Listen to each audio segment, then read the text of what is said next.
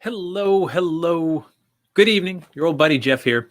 I just wanted to go live for a few minutes and do a little special holiday message because my plan is to kind of lay low on social media for the next couple of days. Try to spend time with family, loved ones, as we do, as we do, and so yeah, that's all. I just wanted to check in with you guys and let you know that I'm thinking about you, and I hope you have a good holiday, whatever that looks like, whatever you're doing or not doing. I hope you find some tradition in it, something that you can do to make it special, make it memorable. Because my goodness, this year is nothing if not memorable, right?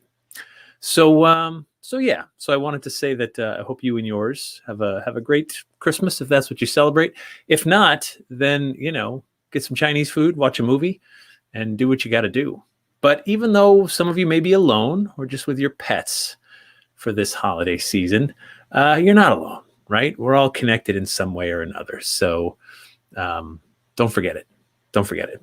Now, I got a request from multiple people for whatever reason, and I am one to take requests, if nothing else. Thought it'd be fun if I read "'Twas the Night Before Christmas" for the holidays. So if that's part of your tradition, well, here you go. 1823, Clement Moore claimed responsibility for this poem, though initially it was published anonymously. But if nothing else, it's memorable, and it's gone on to really define Santa Claus. Ready? Do my best. 'Twas the night before Christmas, and all through the house not a creature was stirring, not even a mouse. The stockings were hung by the chimney with care, in hopes that St. Nicholas soon would be there. The children were nestled all snug in their beds, while visions of sugar plums danced in their heads. And Ma in her kerchief and I in my cap had just settled our brains for a long winter's nap. When out on the lawn there arose such a clatter, I sprang from my bed to see what was the matter. Away to the window I flew like a flash, tore open the shutters and threw up the sash. The moon on the breast of the new-fallen snow gave a luster of midday to objects below. When what to my wandering eyes did appear but a miniature sleigh and 8 tiny reindeer. With a little old driver, so lively and quick, I knew in a moment it must be St. Nick.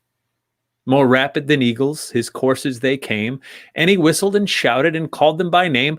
Now Dasher, now Dancer, now Prancer and Vixen, on Comet, on Cupid, on Donner and Blitzen.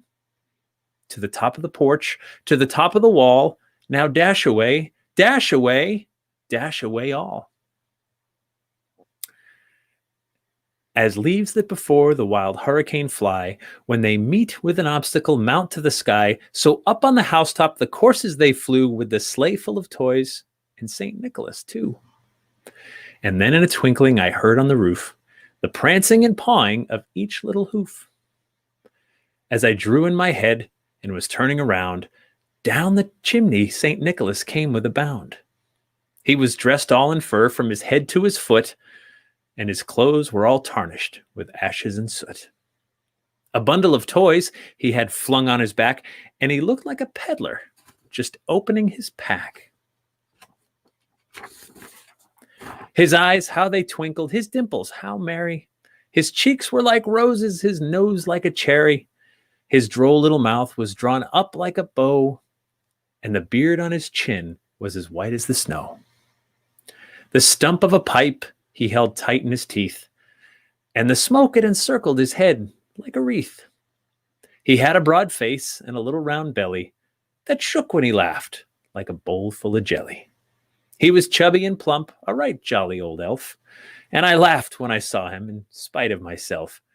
A wink of his eye and a twist of his head soon gave me to know I had nothing to dread.